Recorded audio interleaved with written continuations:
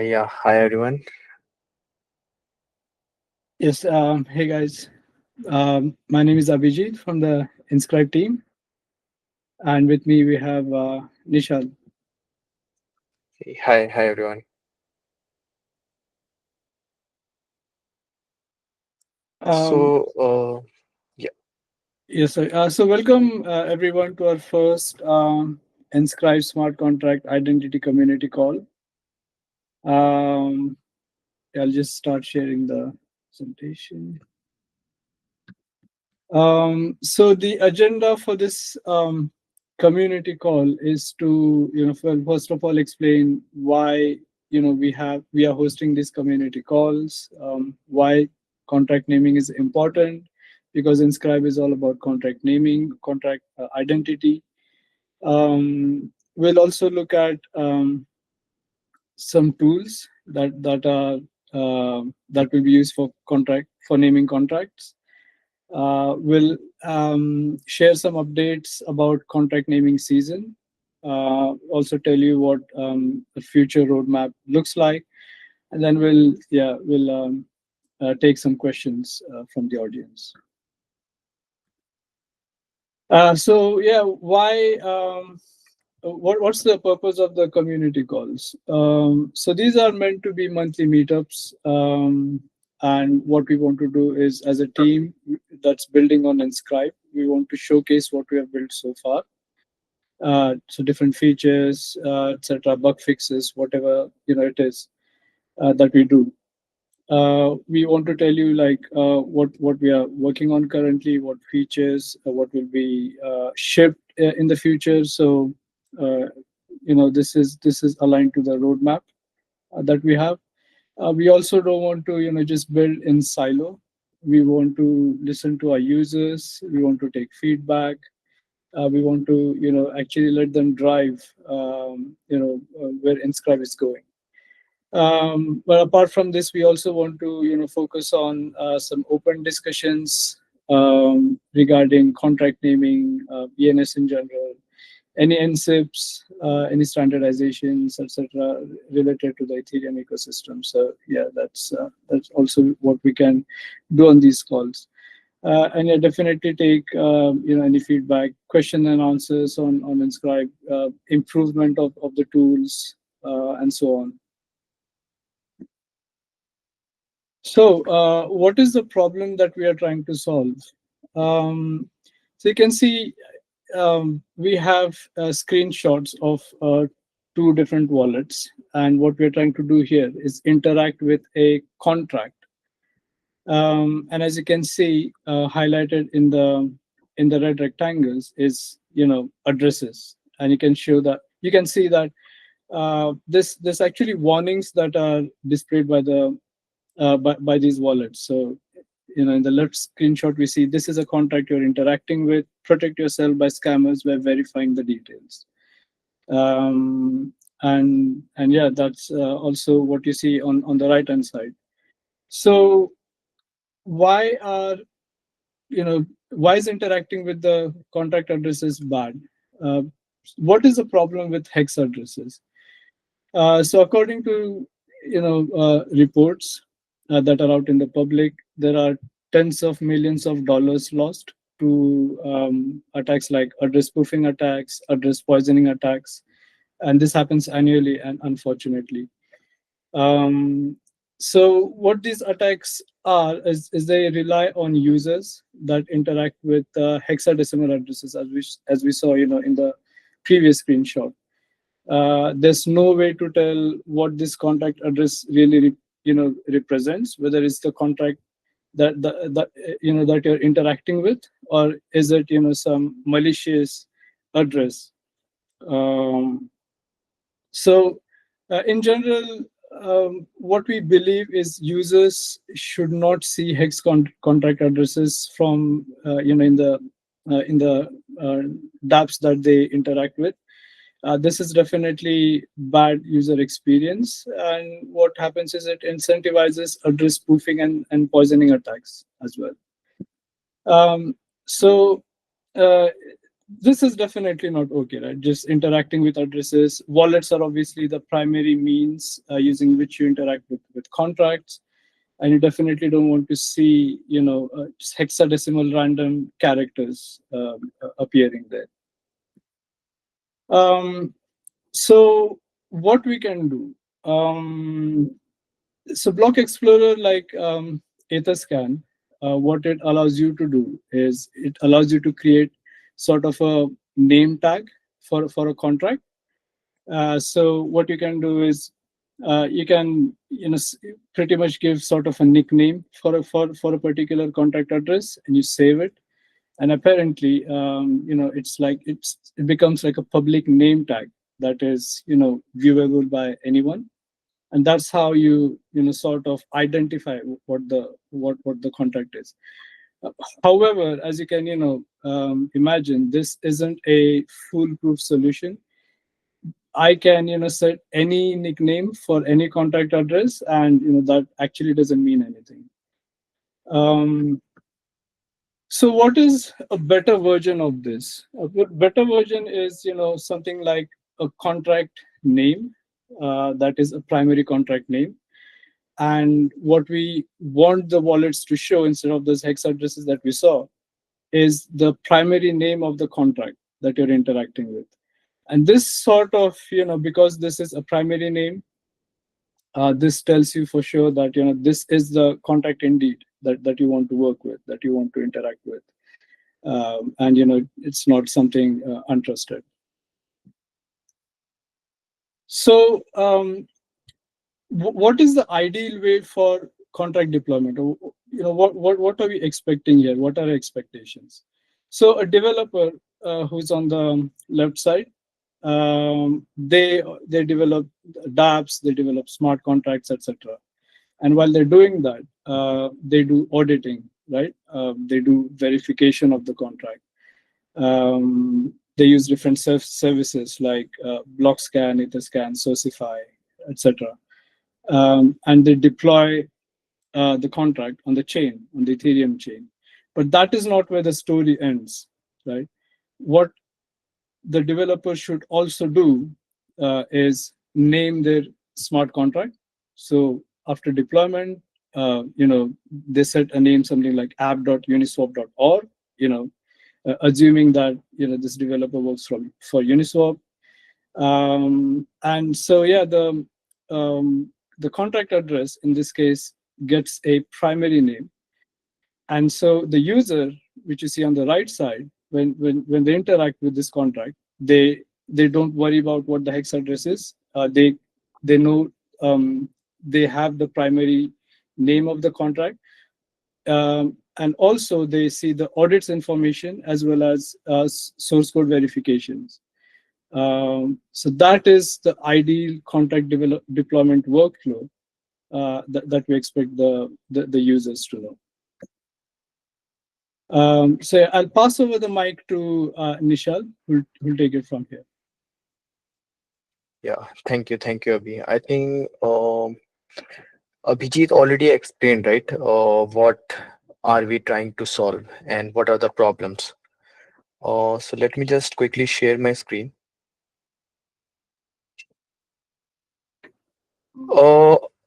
Now the another issue, right, is what we started with was naming smart contracts, but I think the problem is much more than that.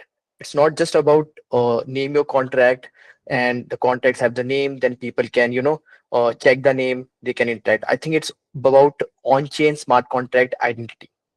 So let me just take you to an app, and also as the Abhijit was talking about the Uniswap, right? So let's take this an example of this contract, which is a Uniswap V2 router, and I'm checking it on an Etherscan, and so it's okay. It's a hex address. How do I verify? Okay, this belongs to Uniswap. Okay, I can see a label there, and I can see maybe a label for the creator. So it was a Uniswap deployed to, but these labels can be set by everyone, right? And then I have a contract verification where I can check the what is the source code, but not all the users are so advanced that they can look into the source code. They can understand, okay, I'm interacting with the right code. This is the right code, and this is the right contract, right? And if I check this smart contract Unicef router 2, and just try to get some info, okay, on the Inscribe. So basically, you won't see much because there's no metadata attached to it. It's just contact address, the deployer, verification, and ABI and source file, right? What if you want to, if you can, basically understand what is the identity, or like the on-chain identity for this contract. So let me just show you an example of our V2 app Inscribe now. So here, right now, this is a smart contract deployed by the Inscribe, and I can directly see the name of this contract, which is the primary name, that is v2.app.inscribe, and I can also check the organization. Okay, who is the organization? It is inscribe.eth. So this does belongs to the correct organization, and who is the owner of this name? Who is the manager of this name? And what is the validity till this name is valid? And then I can also get the other information about this contract, who deployed this contract, right? So this is the organization, the Inscribe. I can see all the socials. I can directly go to their website, and I can also interact with them on their Telegram. And if I want to go further, like, okay, so what if I also want to understand the docs, like how to interact with this, right? I can check it here. So I think this is what the on-chain identity for a smart contract should look like, right? So it's more about not just naming a contract, but also attaching the metadata related to the organization, maybe some GitHub repo, or even like how you can interact with the deployers, or how you can understand who the organization is, and who what the contract is, right? And if I try to show you this different page of name explorer, and let's check this cork protocol, right? So they recently named all their contracts, and also um, you know basically, if I try to understand, okay, what is the structure of this cork.eth, right, organization, and what is their product structure, or what are their smart contract structure, I can go to this name explorer, and then I can give like, okay, cork.eth. So this is the organization. Okay, this is the address directly under it, and these are the sub names under it. So let me just open the phoenix dot cork.eth, and here I can see metadata attached to it. And even if I want to check what are the different contracts, so here if you can see, okay, these are the adapter, the shares factory, pool manager, controller, right? What if Uniswap also had this, or any of the other protocols, DeFi? Then it will become so much easier for the users to understand an organization, understand all their contracts, understand all their artifacts, basically release artifacts, everything. It will become so easy. So if I just go to this controller of controller contract, right, I can directly go, and it will take me to this place. Okay, I can basically check, okay, this is the cog.eth organization, and I can basically even check their ABI source files, and this is the logo set by them, right? So this is what we want. We don't want an off-chain identity like how it is right now for the Uniswap. So this labels and everything, like who is the deployer, these all labels and everything is just off-chain. Like, what we want is an on-chain identity for the smart contracts. So this is what it will look like. And the other thing is a hierarchical system where you can see the organization, the metadata related to the organization. So if I show you an example of enscribe.eth, so here you can see, okay, this is enscribe.eth. These are the metadata attached to it, and these are the who is the deployer. We can get the deployer address, and we can also get, okay, this is the app. And if I want to go further down, or like in the app, I can also check the different versions. Okay, so this was the 0v0 version, and then there was a v2 version, and I can basically get everything related to it. So this is what we want in future. Like every organization should follow this hierarchical system where they can name their smart contracts and also attach metadata to their organization, to their sub projects, or also to their smart contracts. And I think this diagram basically sums up what we are trying to achieve. So if there's a project like web3project.org, right? And then they can import it and basically have a name like maybe web3project.eth. So there's a direct relation. Okay, this name, ENS name, is owned by this organization, and they can attach the website and brand assets to this name. And then if they want different app or wallet or even governance, they can create a subnames for this. And under the app they can have like website, source code, docs, license, those stuff. And if they want to create versioning of their contract, they can do something like, okay, this is the V1 version, and then this is the V2. They can also attach the audits, so it's easy for users to see the audits for the different contracts. And it's easy for them to verify and trust the whole web3 world, I think. So in summary, it's like naming a smart contract during the deploy time, and then adding the source code verification, and then adding the hierarchical metadata. So I think if we have all these three things, then we can say, okay, we can increase the trust of the users in smart contracts. So this is what we are trying to achieve. Then the question rises, okay, what you can do, and what basically what is in your hands. So I think for the developers and projects, it's basically naming your smart contracts and attaching metadata. And for the wallets and infra services, it's like the full ENS support for smart contracts. Because if today you see maybe a MetaMask, right? You can't see the ENS name for the smart contracts, and you can't see the metadata. Maybe who is the organization, who is the deployer, right?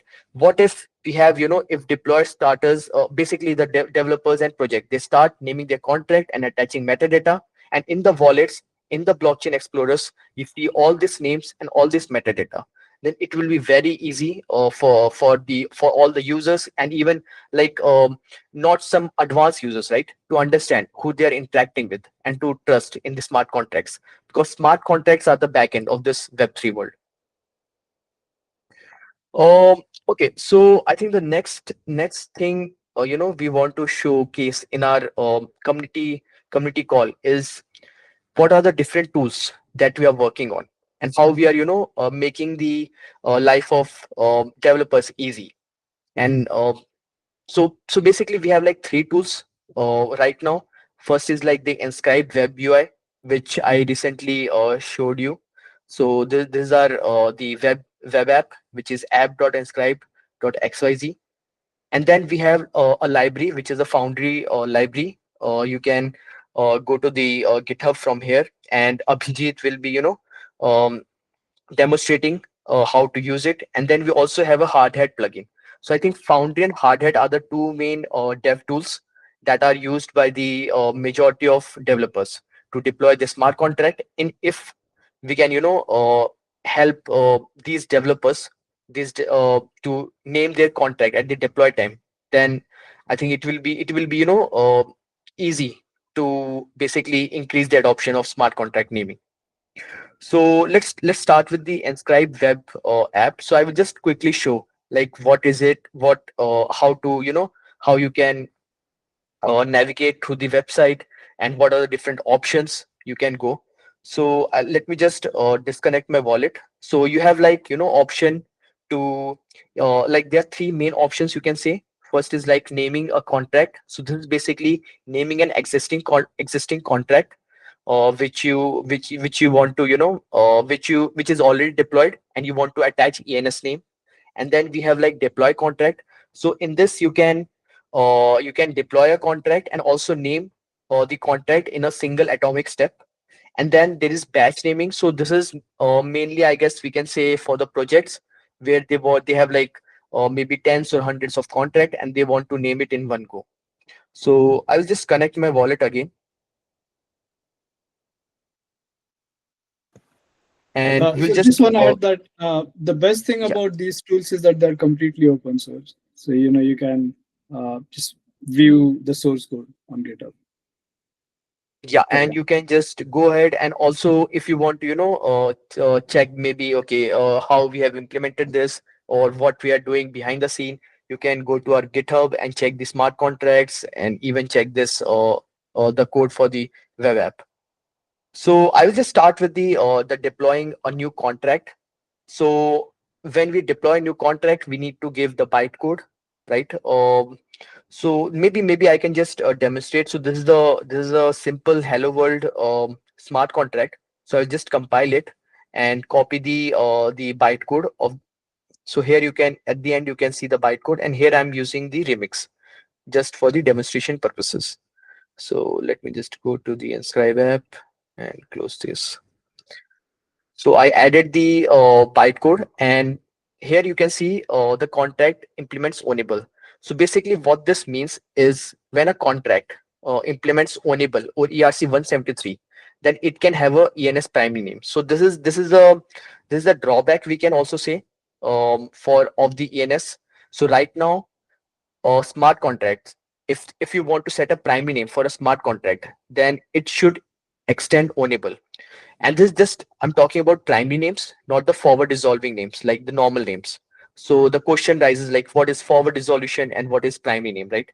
So forward resolution is where you have uh, let me show you, like maybe I can go to app dot so this is the ENS manager app, and let me go to Enscribe. uh,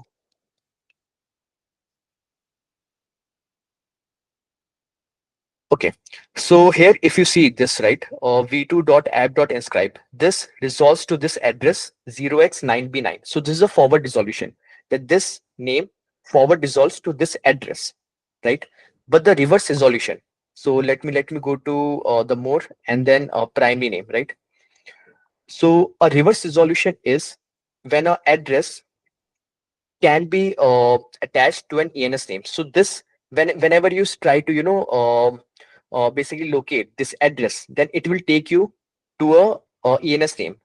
So if you try to understand, right, if this is the contract and I want to say this contract should always point to this name, then I need to be an owner, but at least I need to show some kind of ownership that this contract owned by me. And that's why I can say that this contract should always point to this name, because because forward resolution can be set by anyone. Even I can say okay, like maybe just aztec.eth, right? They can say okay, this name also belongs I can set forward resolution to Enscribe app, right? Because any ENS name we can resolve to any address. But when we talk about reverse resolution, that is address to ENS name, that can only be a single mapping. Like this address belongs to this name. And you can, if you want to understand more about this, what is primary name, what is forward resolution, what is um, like for reverse resolution, you can check out our blogs where we have talked about it, even our guides and scribe guides, and you can understand more. So in a nutshell you can say primary name is forward resolution plus reverse resolution. When a name points to an address and also an address points to a name, that is a primary name. So v2.app.inscribe is a forward name for this address and also a primary name. So let's go back to this deploying new contract. Here we have like bytecode, and this contract implements ownable. So I can basically say okay, um, okay, this contract is owned by me, so I can set a primary name for it. And I don't have like any constructor, but if you have like ABI, you can copy it here and then you can paste it.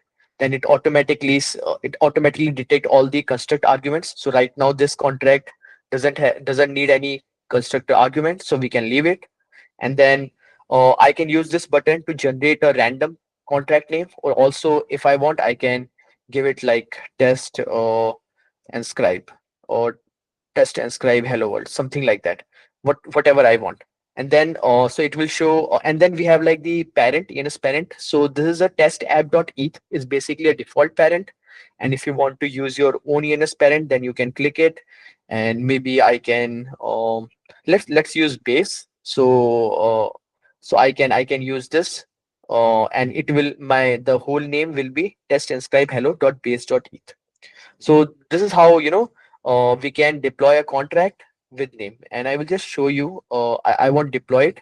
So if you see, this is happening in a single atomic, um, you can say, step. So you don't need a different transactions to deploy the contract and also set a name and forward resolution and all those stuff. So it abstracts away all of those steps into a single step. So I'll just cancel this and I will just close this. Now we'll talk about the other two um, points. That is like the other is like name contract, naming existing contract. So what if I have already an existing contract, right?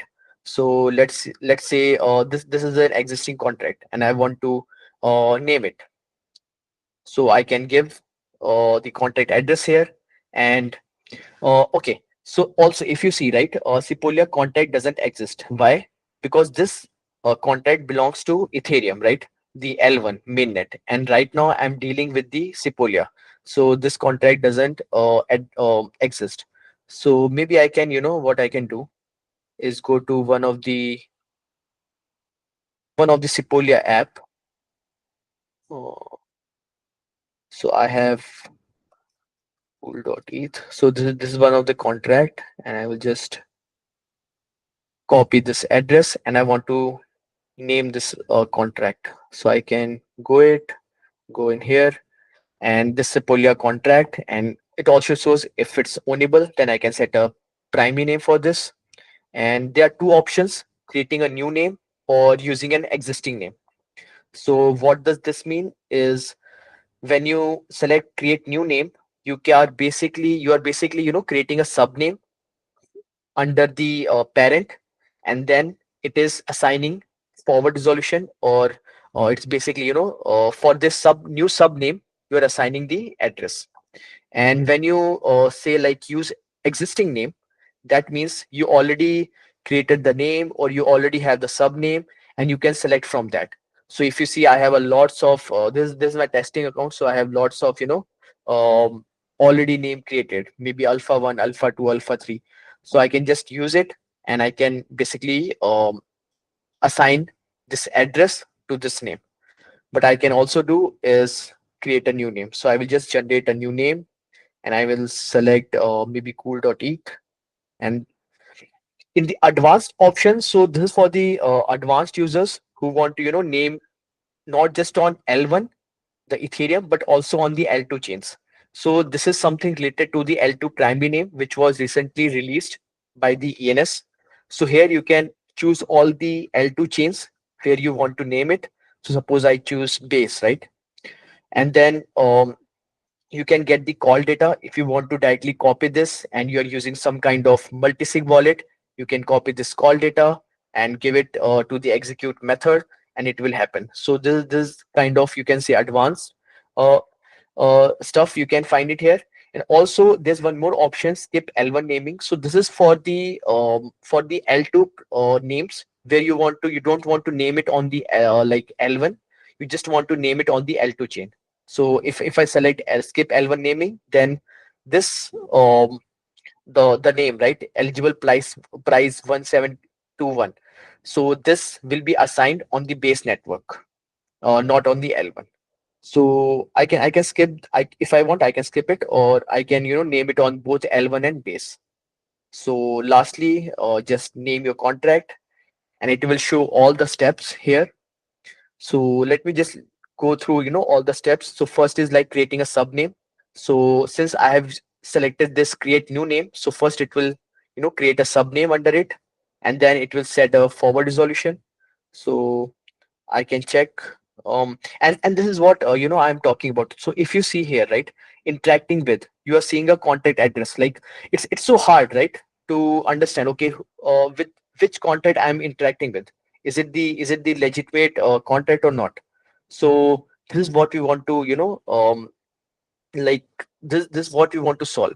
So this is ENS registry contract, I guess, and we don't know, okay, how what we are dealing with. Okay, so I will just confirm this first transaction, and this will create a subname.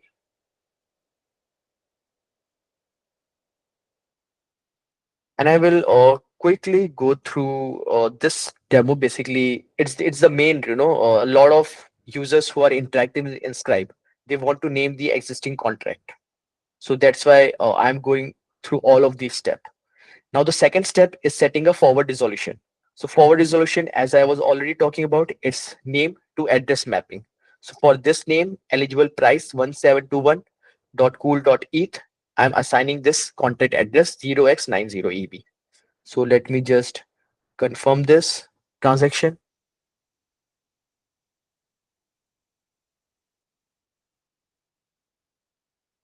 And once this transaction is done, um, the next transaction is setting a reverse resolution. And that reverse resolution is basically address to the name. And this can only be set for the contracts which implement ownable or ERC 173. Now the last step is, since I selected base, so it's setting forward resolution for the base. So let me just confirm it.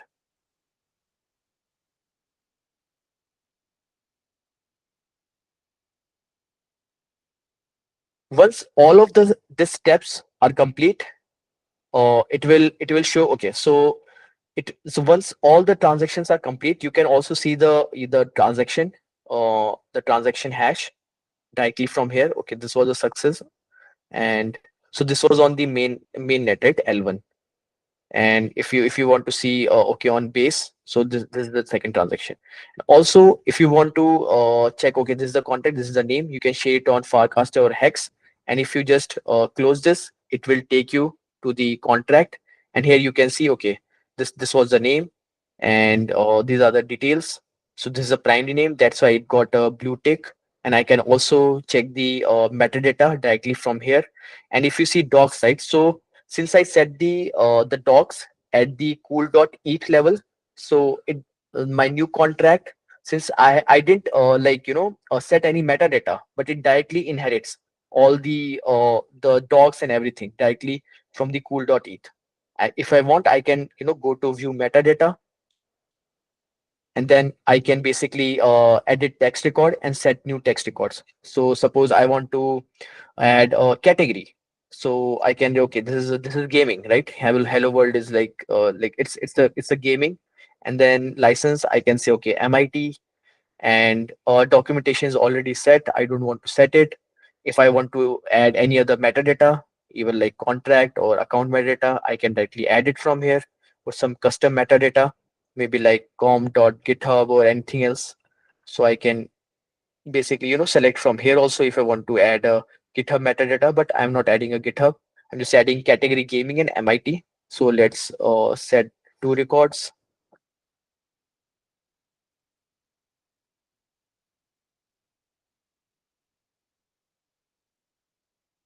And I can also add maybe like a name, theme, avatar from directly from here.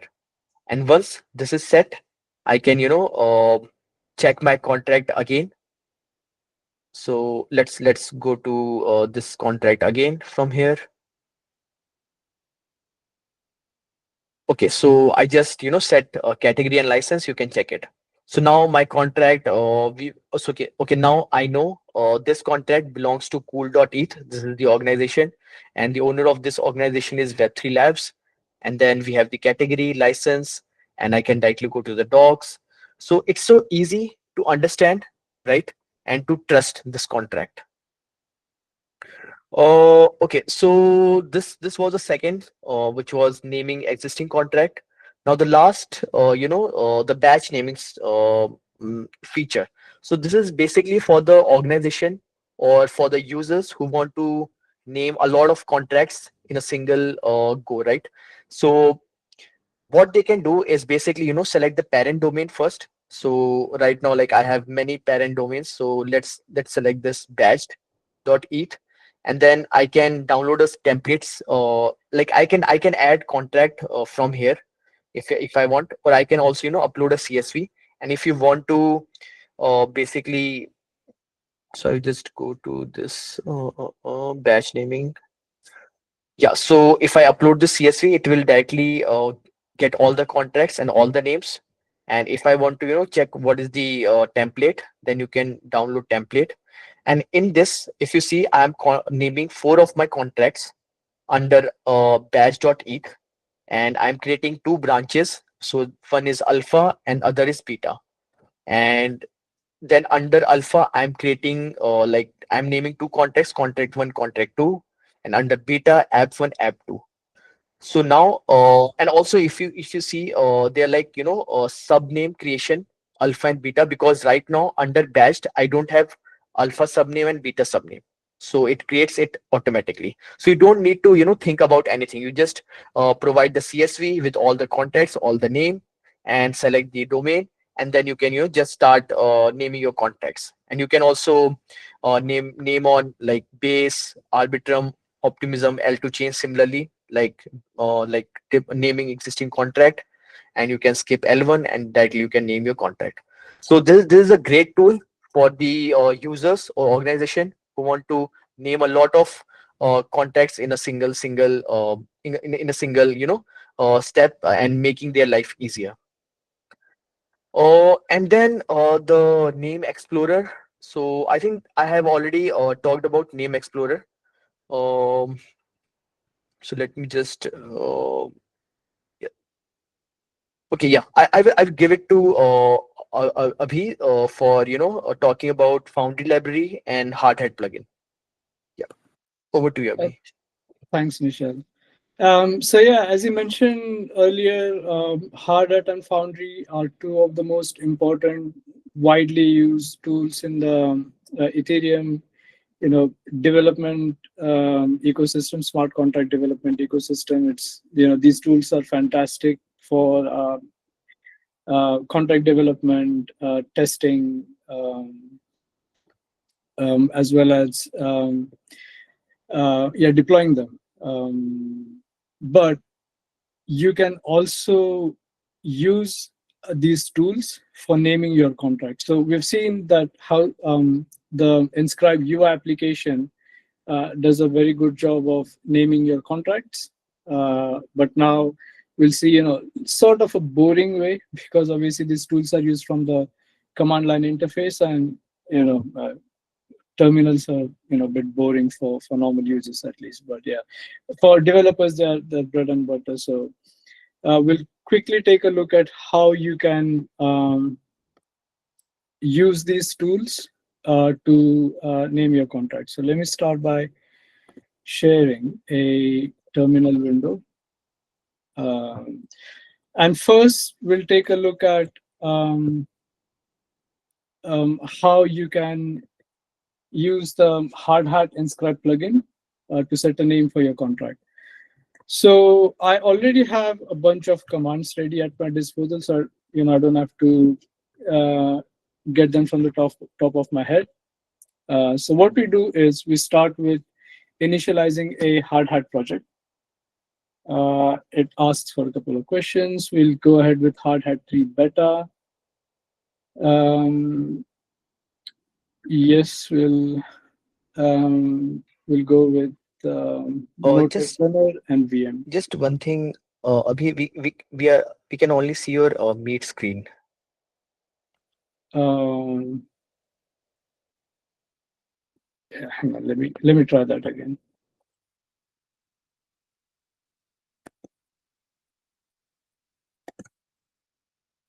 All right, are you able to see my screen now? Yeah. All right, yeah. So what I did basically was just created or initialize created a new folder, and inside that we are initializing a new Hardhat project. So now we are just going through these prompts to let Hardhat initialize one for us.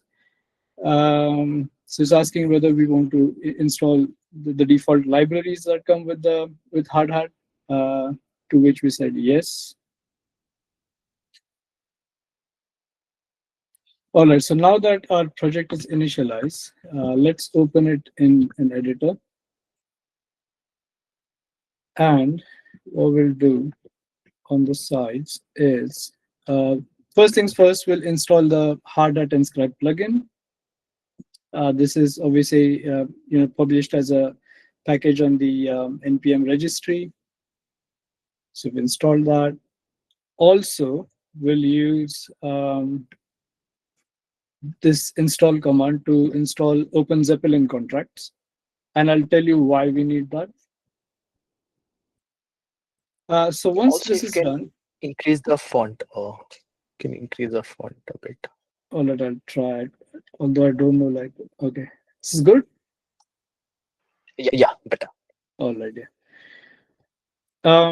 So the first thing that we'll do is import the Hardhat Inscribe plugin.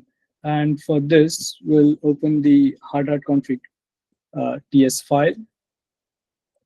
And in here, I'm simply going to paste the import statement.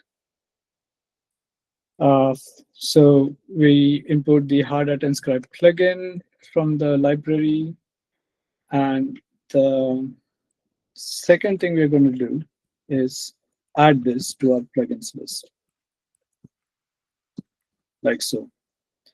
We don't have to do anything else. Our networks are already present, so this was auto generated by the template. So what we now do is open the sample counter contract, and in here we'll now import the ownable contract from Open Zeppelin.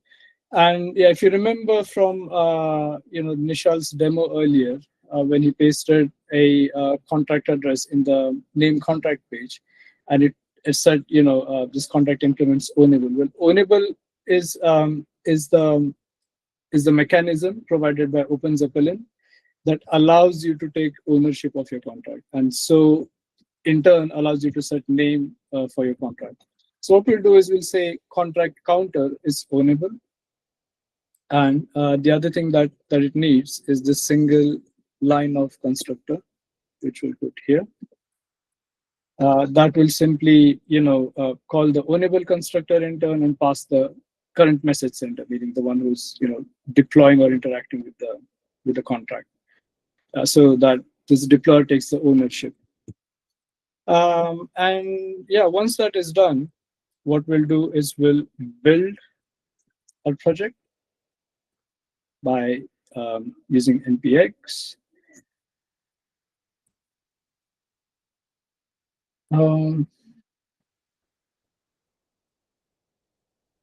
Sorry, I'm not in the right field. So, npx Hardhat, there you go. So they should work. It's compiling the contract, the test, that's done. Now, this after we have built our project, what we'll now do is deploy it on the Sepolia testnet by using this ---- network flag.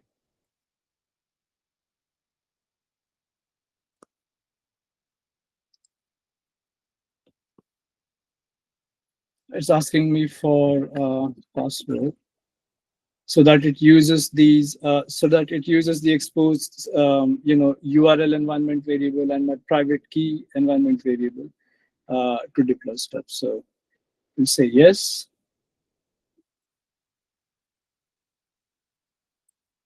Give it some time.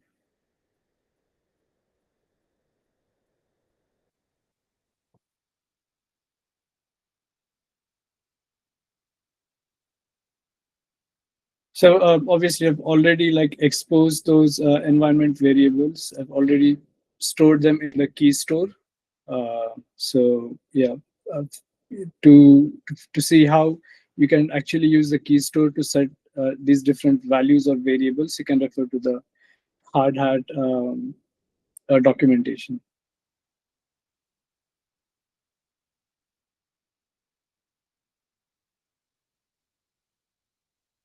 So we'll give it some more time.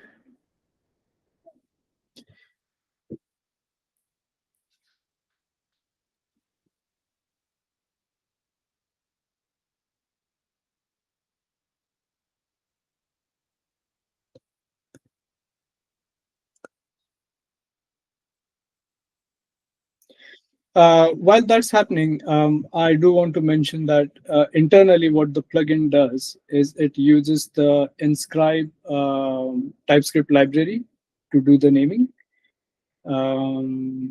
So yeah, we'll also like go over what this library does and basically how you can use it, even outside the Hardhat ecosystem.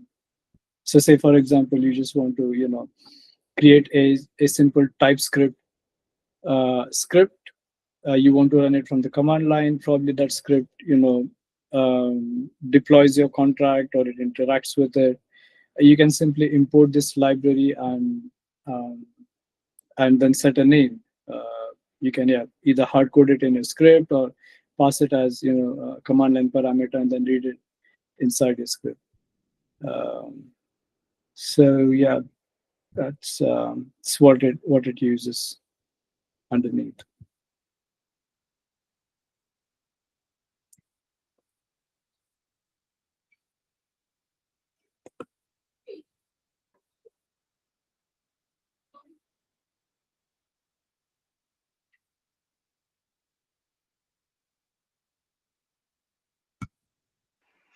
Seems testnet is slow today. Yeah, Seeing a yeah, lot of yeah. time It is. for the transaction. Yeah. Because I've been testing some of this stuff earlier, and it was just slow. So yeah, just have to wait for the transactions to go through. Yeah, there we have it. So we have our deployed address displayed here, and now comes the important step of setting a primary name for this contract. And we do this by just copying this address here, get rid of this placeholder, paste this. So our command then looks like pnpm hardhat inscribe. We say name. We pass in the name of the contract. This is the primary name that will be set, the address of the contract for which it will be set, and the network name. So this is essentially the same flag that you pass to the Hardhat ignition command. I thought I installed it, but all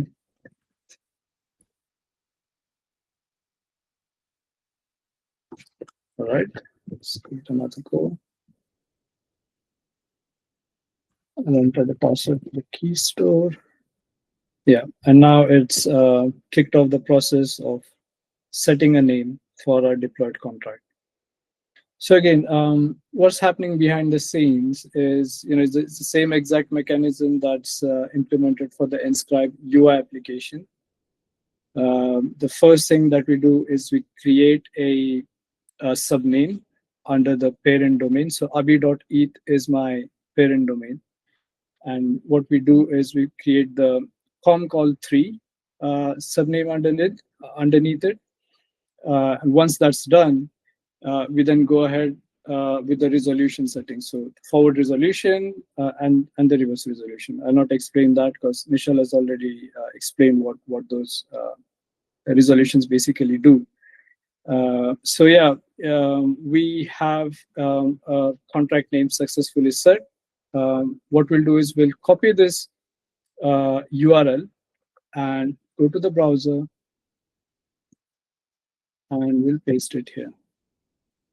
And this takes us to the Enscribe app where we see all the details of the contract. So the primary name that we've already said, who the deployer is, the manager, the address, etc. So we've already seen how the screen looks like earlier. So yeah, that's pretty much what the Enscribe Hardhat plugin does. Its name was successfully set using it. We'll now quickly jump over to Foundry tools. I'll show you how you can do more or less the same thing, but using Foundry. So for this, what we do is we create a new project. So we say forge init hello world, and we'll cd into it. In another shell, we'll also cd into the directory that we just created. We'll now install, just like in the Hardhat case, we'll install the Enscribe Foundry library. So this is nothing but a Solidity library that users can import or developers can import inside their um, Foundry projects and start using this library to name their contracts. And again, we'll install Zeppelin, Open Zeppelin contracts so that we can use the ownable interface from it. I'll also add the remappings file so that resolution of the library is successful. We'll open this remappings file and we'll add these 2 lines which tell how to basically resolve paths to the libraries. So once that's taken care of, let's head on to the contract file. And again, we import the ownable interface. We say that our counter contract is ownable. And we also add a small constructor.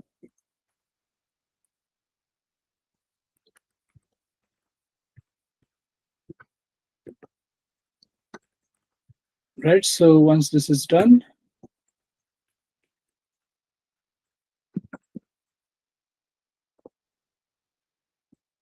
so we've made our contract ownable.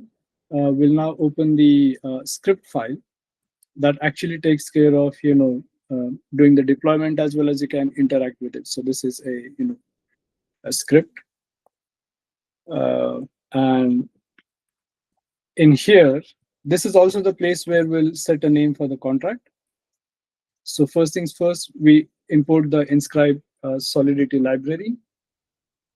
And obviously this constructor accepts a value. So, we just set an initial value for the counter, and then the very last step is to set a name for this contract.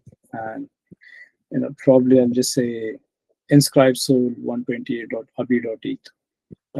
So we say ENS dot set name. We pass in the chain ID. So block.chain ID is how you do that. We pass the address of the counter that we just deployed. So this line basically takes care of deploying and setting counter to the address of the contract that was just deployed. And the third parameter is just the full ENS name that you want to set. So with this, what we can do is just run the script. So we just say Forge script. Forge is again a tool that comes with Foundry installation. Say Forge script, name of the script file, the name of the script, the chain ID, again in this case it's Sepolia, the RPC URL, and the private key. So this is actually Sepolia private key. Yes, so first thing that it does is compiles everything, and then it kicks off the contract deployment as well as name setting. So again, give it some time.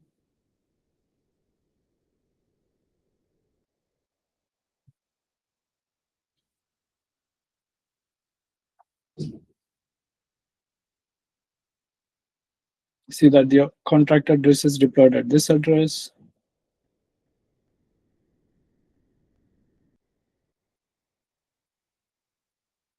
All right, so everything seems to have worked successfully. What we can do is just copy this contract name, head over to our Enscribe app, and replace this last name that we had set with the Hardhat plugin, the new one.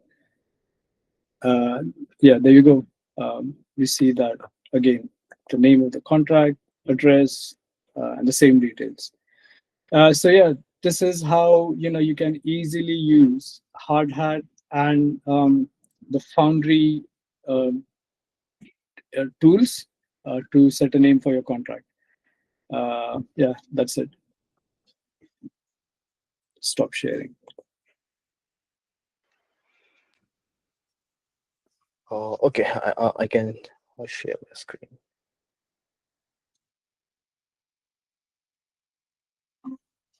Okay, so yeah, hope my screen is visible.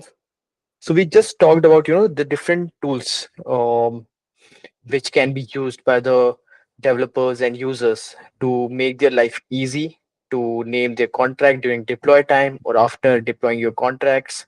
And even if you want to name or like batch name all your contracts or want to attach the metadata to your names or contracts, then you can use Enscribe app, Foundry library, or Hardhat plugin and give us like feedback where we can improve or what are the different features you want. You can, and you can also go to the GitHub, give it a star. You can also, help us basically create a PR if you found any issue or anything. Uh, okay, so the other thing what we are running in collaboration with ENS DAO is contract naming season. So it started from November 2025, and it's a 6 month program drive, you can say, in collaboration with ENS DAO and other people from the community, ENS community, and other projects. In this, we are trying to create an awareness and help projects and users to name their contract and lead this transformation of where instead of seeing hex address, people see contract names and all the identities. So, and also if you name your contract via Inscribe, you can enter this reward pool of 10K ENS tokens, which will be, distributing the half, I think in the Jan, the half of the this contract naming season ended, the first half. So we'll be announcing the results like very, very soon for this ENS tokens, and the other half will run from Feb, which has already started, up to the end of April. So go name your contracts and also just ping your projects or even organization or DAOs to name your contract and push them so you can see name everywhere instead of those hex addresses. So yeah, this is the contact naming season. If you want to read more about it, you can go to our blogs or our socials and check out, or you can directly ask in our groups. So these are some of the protocols which we have already announced: the Nouns DAO, Liquidity Protocol, Call Protocol, Giveth, and some of the protocols are already in progress, like Aztec, Human Tech, Unlock Protocol, Superfluid, nouns, base nouns, pith. So yeah, contract, naming contracts for like big organization, it takes time, but we want to, create a standard for others to follow. And once these protocols and everyone starts, including the naming of contracts in their pipeline of deploying contracts, then I think we can in near future we can see a lot of organizations naming their contracts. So this is what we are trying to push. Then our roadmap. So what's next? So we will be, launching. We have already launched this service of contract audits, and we are doing this for different organizations during this contract naming season. And if you want to, have a contract audit for your projects, then do reach out to us. We will definitely going to help you in that. And other than that, we are also trying to add integration for different multisigs.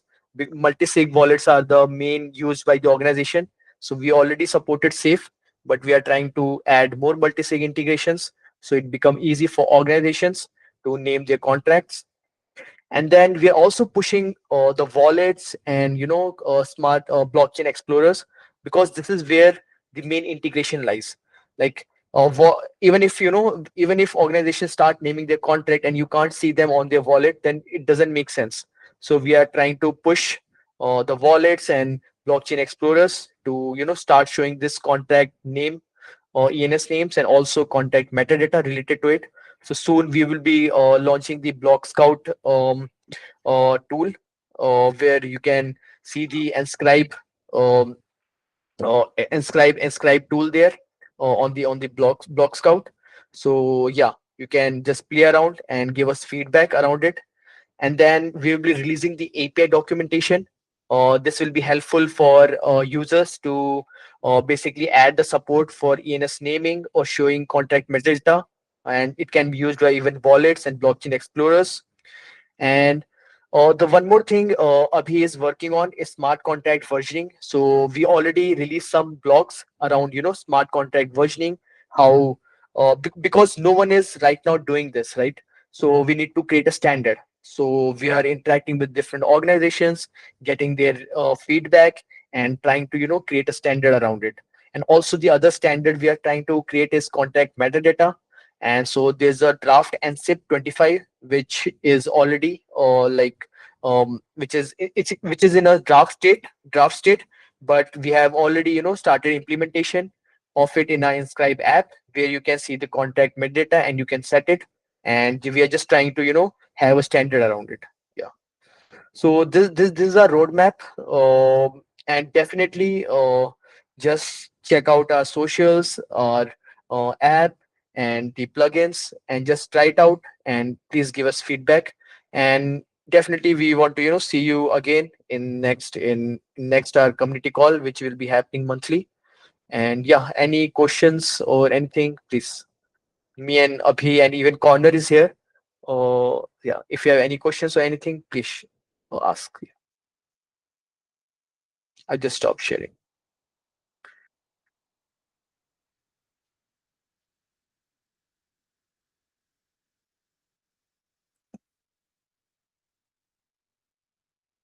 I think we already at the time, right? So we can stop the recording. Yeah.